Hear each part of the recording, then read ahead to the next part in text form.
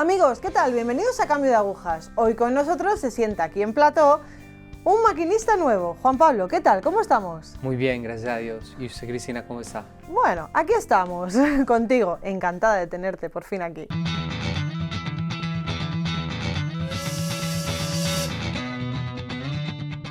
Juan Pablo, cuéntame un poquito si naciste en una familia de... Bueno, iba a decir de tradición católica, pero si naciste en una familia católica. Sí, nací en una familia católica. ¿Siempre? ¿Siempre ha sido una familia católica desde el nacimiento o ha sido una familia más bien de tradición por ir a los ritos? Sí, hemos sido católicos de domingo, misa domingo, pero sin profundizar mucho en el misterio de la fe. Sí tuve una abuelita que me cultivó mucho las oraciones, todavía vive, y un abuelito que también me cultivaron mucho la espiritualidad. Y incluso en el colegio estudié en un colegio católico que está en Colombia, que se llama Colegio de la Universidad Pontificia Bolivariana. Pero lastimosamente por cosas de rebeldía mía me fui alejando mucho de la fe. Me alejé mucho de la fe. ¿De Bolivia? No, Colombia. De Colombia. De Colombia. Vale, de Colombia. Vale, en ese momento de alejamiento entiendo que habías tomado, por ejemplo, el sacramento de la Eucaristía, habías tomado la comunión. Sí, hice el sacramento de la comunión y el de la confirmación. Pero la verdad no me lo tomé muy en serio, fui a reírme, a burlarme de las... Sí, un poco, no me lo tomé bien. Entonces sufrimos ese alejamiento, entiendo que en la adolescencia. Sí, más o menos a los 16, 15 años empecé a alejarme un poco de Dios por el tema de los amigos, las rumbas, el licor. Ya más o menos cuando tenía 17 años... me empezaron profundas crisis existenciales. Yo decía, ¿qué sentido tiene esta vida? ¿Para qué vivir? Y empecé a estudiar una carrera que se llama psicología, pero como era adicto a los videojuegos, jugaba más o menos 16, 17 horas en un día. Es decir, me acostaba y me levantaba y era inmediatamente a jugar hasta que me volvía a acostar. Solo paraba para comer o ir al baño. Pues era como una adicción muy fuerte a los videojuegos. Y también ya cuando fui creciendo más y pude experimentar también entrar a los casinos, me gustaban mucho los juegos. Las drogas, fueron 2 años de consumo no muy fuerte, pero sí de consumo social. Y me fui metiendo también mucho con el licor, con las rumbas. Pero hubo un momento donde yo dije, esto no tiene sentido, estoy viviendo, es como que falta de sentido lo que hago.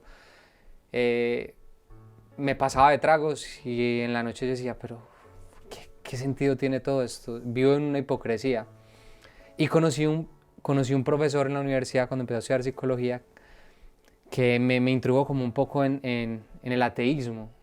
Y yo me volví un ateo y evangelizaba a los ateos. Evangelizaba pues en el sentido no evangelizar, entendido, sí, sino convencías. que convencía a los otros muchachos y leía libros espirituales, no, libros de filosofía de personajes ateos. Y me fui metiendo, pero hubo un momento donde ya sí colapsó todo y yo dije, no, ahora sí esto no tiene sentido, el sufrimiento, yo estoy acá en una burbuja y no hago nada por los demás, no sirvo, yo creo que es mejor ya acabar con esto, acabar con esta vida. ¿E intentaste...? Lo pensé y en esa noche como me dio una depresión, incluso un insomnio que no podía dormir porque de tanto desespero que tenía y tanta sed de Dios, digo yo. Hubo un momento donde pensé en quitarme la vida, pero tuve como un pensamiento y yo dije, no, algo tiene que existir. Me acordé de algunas experiencias cuando estaba chiquito, cuando oraba pequeño, pero lastimosamente no cogí el camino correcto de la fe católica, sino que me dio por buscar en internet cosas esotéricas y de la nueva era. Entonces, madre mía, vaya búsqueda más extraña que estabas haciendo, ¿no? Sí, no busqué lastimosamente por el camino de Dios, sino que me fui a buscar en Google y me apareció por allá un tema, contacte a los maestros ascendidos, con los elementales, salga de su cuerpo, haga desdoblamientos. Entonces me metí y me interesé mucho en esos temas. Vale, vamos a profundizar un poco en esos temas porque ahora mismo, a ver, estamos teniendo muchos testimonios acerca de ellos y mucha gente que todavía, como las nuevas energías también las venden como espirituales y demás. Cuéntame qué sentías o qué buscabas o o si al final tenías paz haciendo todo ese tipo de cosas. Lastimosamente nunca pude, no, lastimosamente no, porque es que no era el camino, no encontré nunca paz en estos caminos. Sí llegaba un momento donde sentía una sensación de poder, el ego inflado y yo decía, tengo poder, puedo hacer cosas sobrenaturales, entre comillas, porque lo sobrenatural solo lo puede hacer Dios. Y lo hacía también engañado por el maligno. Entonces yo llegaba, sí, sí puedo, soy capaz, pero absolutamente olvidándome del Señor y de Dios. ¿Qué hacíais? Cuando te voy a contar más o menos cómo empecé a hacerlo. Vale. En una noche de tragos estábamos unos amigos en El Peñol, un municipio en Antioquia, en mi pueblo, y estábamos todos tomados y a las 5 de la mañana estábamos muy aburridos. Y ya como, esto ya no, qué pereza. Y empezaban a contar, bueno, pero dejen la bobada, contemos historias de terror. Entonces por allá un muchacho contó unas historias y un muchacho dijo, uno de mis amigos dijo, a mi casa va un señor que habla con los ángeles. Yo, ¿con los ángeles? Y yo, ¿cómo así? Sí, cuando el señor va, las manijas de la puerta se mueven. Yo, ¿qué es esto tan raro? ¿Qué señor tan extraño? Pero yo me interesé mucho en ese momento y fui donde el señor. Y tuve una empatía muy fuerte con él y me enseñó a hacer todas estas cosas oscuras. Entonces me empecé a contactar con los maestros ascendidos, a salirme del cuerpo, a leer el aura, porque eso es un supermercado, eso es de todo, eso es una mezcolanza que no tiene doctrina, no tiene fundamento. Entonces uno empieza a hacer un reguero de cosas, entonces que a leerse las cartas, que a leer... No me acuerdo bien de todas las prácticas porque yo también le pedí al Señor que me da la gracia de olvidarlo. Empecé a meterme con los de Reiki, con los de yoga, incluso algunas me hicieron algo que se llama la carta astral, porque ellos creen que uno tiene un destino y que ese destino se va a cumplir en uno por las energías y por los astros, dependiendo de cómo estén determinados. Entonces, según esa carta astral, yo estaría en este momento en la India y estaría de yogi. Pero vaya que se equivocaron, estoy anunciando a Cristo muerto y resucitado y en el seminario. Bueno, Sí. Está genial, está mucho mejor. Sí. Entonces en esa terminé yendo donde el Señor me metió en todas esas prácticas y yo terminé haciendo Reiki, que abriendo los chakras, que saliéndome del cuerpo y contactando. Y yo era así. Y miraba a todo el mundo así y yo, espérate que te estoy leyendo el aura. Te estoy leyendo el aura. Y les decía, tú tienes el aura morado y los mandaba para donde el brujo. Ya. Para donde el que hacía esas prácticas. Vale. En ese momento, ¿tú veías que la gente te seguía? Sí. Algunos no. Unos decían, este muchacho se enloqueció, necesita un psiquiatra. Como fue el caso de mi papá, que ya más adelante te voy a contar cómo fue ese caso. Y otros sí me creían. Incluso me contaban una vez, no sé si fue verdad, que como que yo me iba de las clases y estaba como en otro mundo, como en otro planeta, mientras daban las clases. Porque me iba, volaba, literalmente. Ya. El problema, yo estoy pensando en la gente que te seguía en Sí. ese momento y que bueno, y que sigue este tipo Claro de que tampoco fue que prácticas. tuviera seguidores, pues no, No, pero sí algunos me creían algo. Vale, ¿qué me ibas a contar?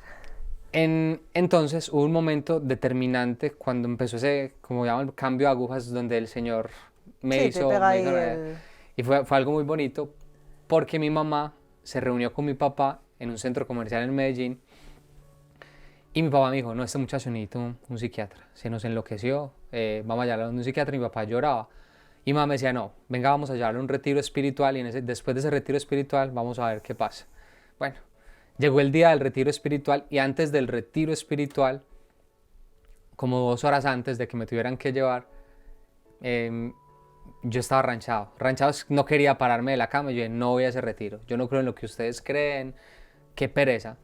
Pero me llamó un señor y me dijo, vea, en ese retiro usted puede ir a contactar con la naturaleza, estar un tiempo alejado de su familia. Y yo, es lo que necesito. Y yo estaba contactándome con algo que llaman los elementales, que con el río, que con los árboles. Entonces yo me iba allá a dar mis viajes. Y resulté en un retiro espiritual.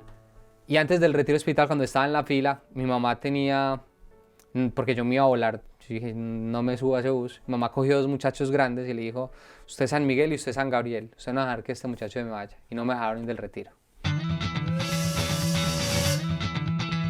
¿Qué pasó allí? ¿Qué pasó en el retiro? Ok.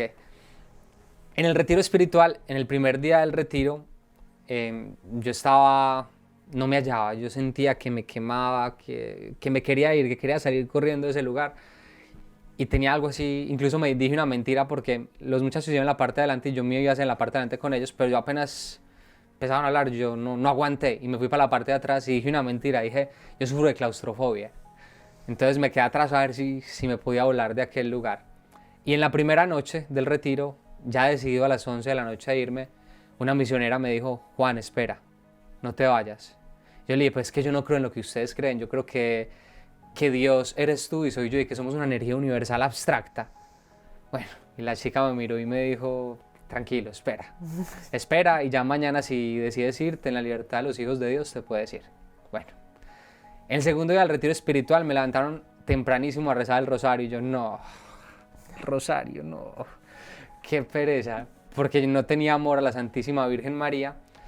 Entonces el rosario se me hizo eterno en ese momento y más en el estado en que yo estaba, que no aceptaba nada de la fe, perseguía a los sacerdotes, no los quería, hablaba mal de la iglesia. También tenía cierta cercanía a grupos de punk y de rock, entonces no había mucha empatía con la iglesia. Sí. Y en el segundo día del retiro espiritual me encontré con la directora del retiro y yo le dije, es el momento, yo voy a hablar con ella, me quiero ir.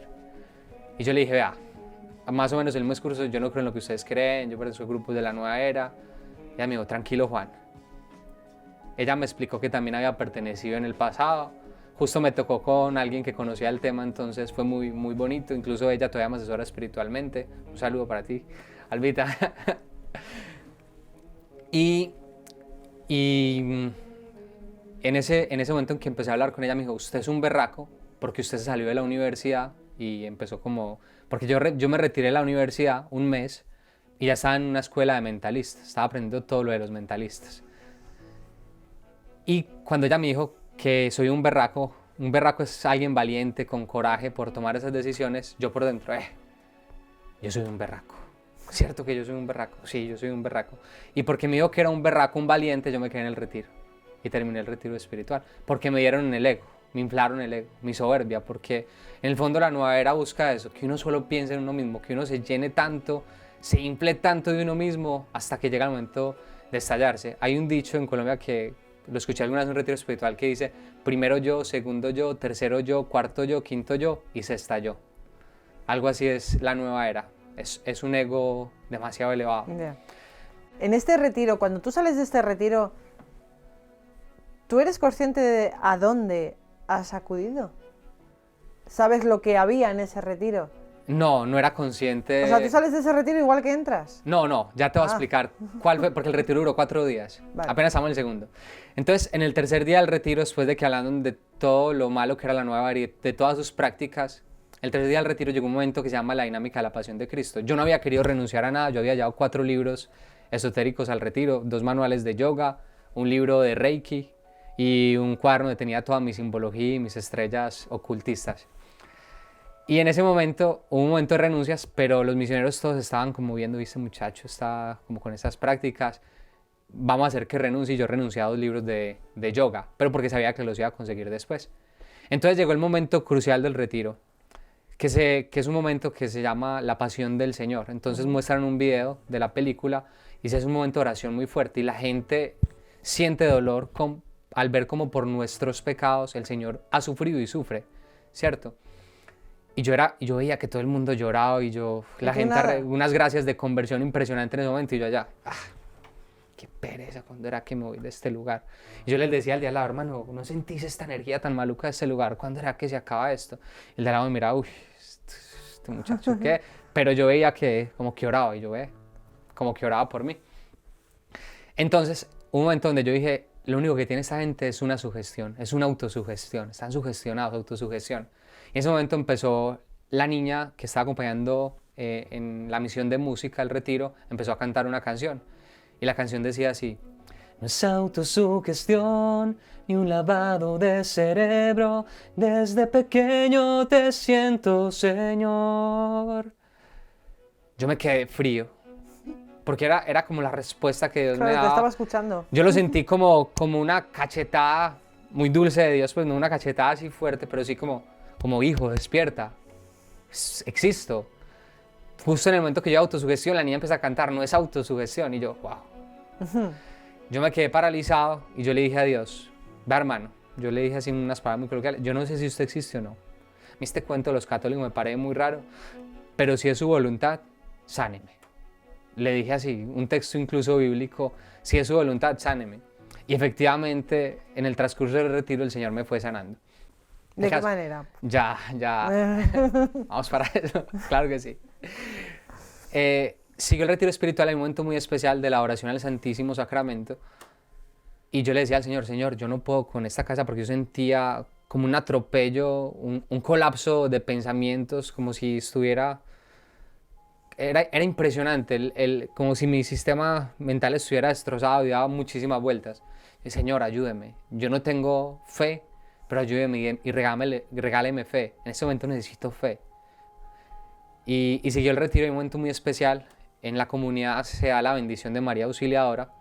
En la bendición de María Auxiliadora, realmente la Virgen baja del cielo y abraza a sus pequeños, como dice la canción de Prefiero el Paraíso. Realmente la Virgen abraza a sus pequeños. Y yo en ese momento, antes de que me dieran la bendición, eso me pasó ese día, yo empecé a ver unos demonios en el piso.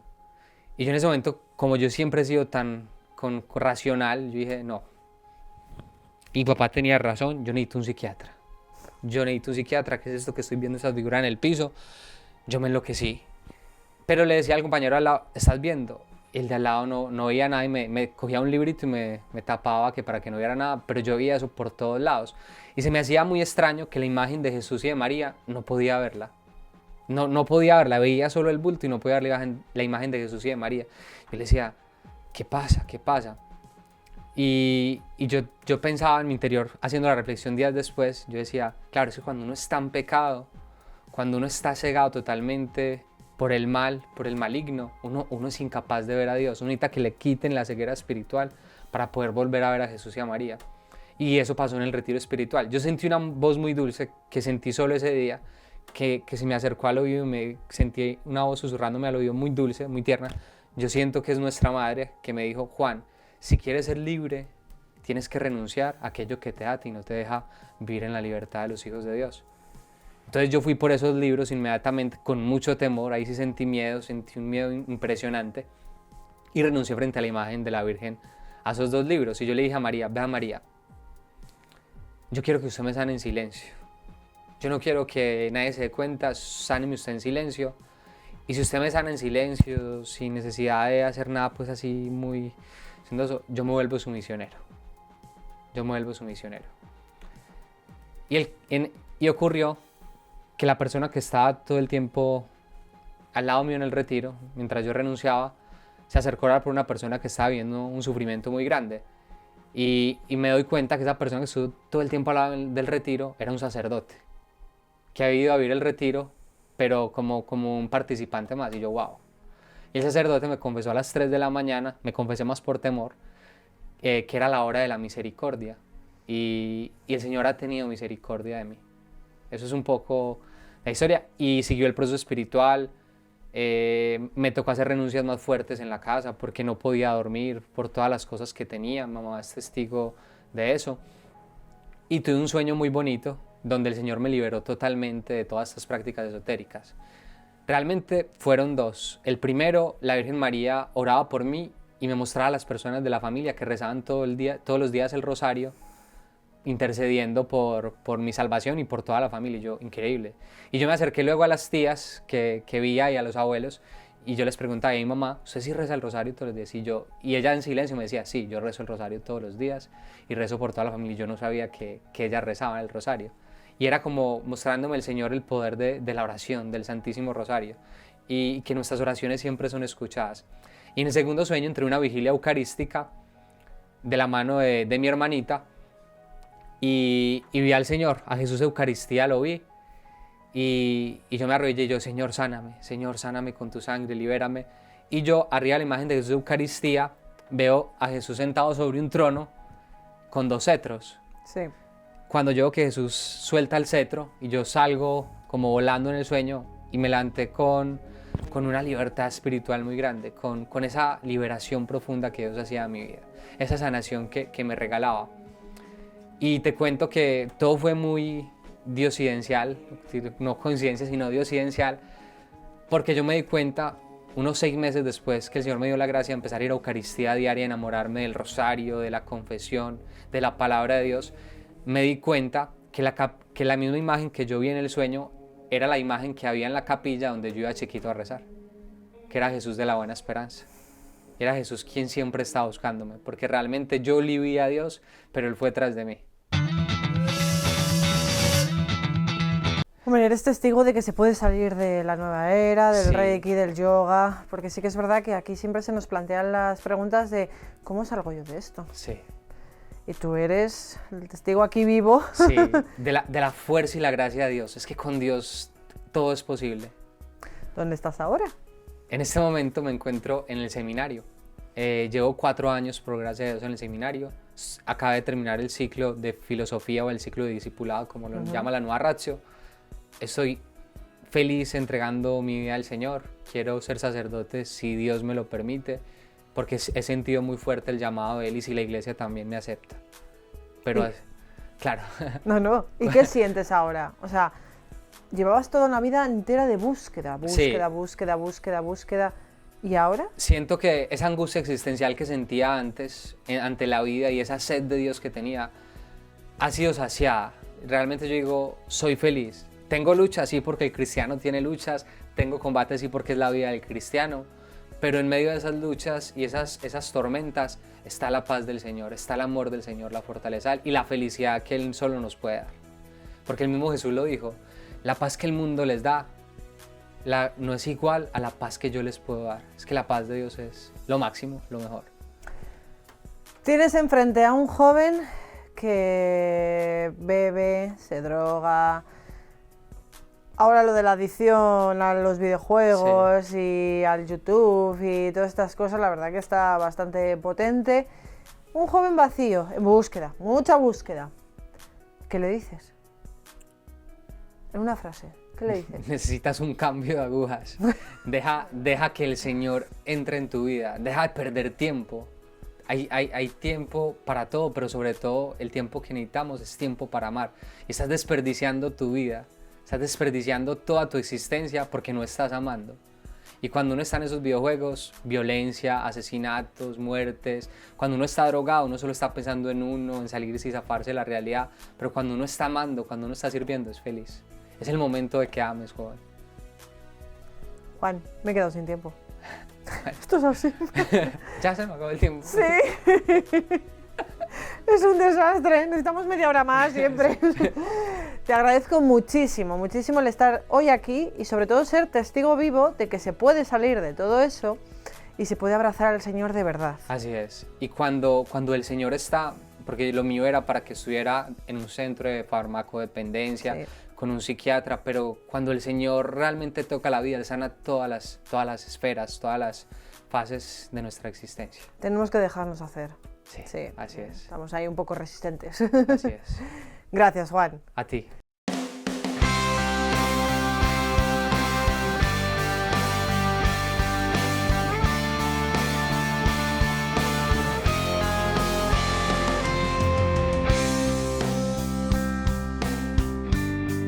Y gracias a vosotros por estar hoy aquí con nosotros. Gracias.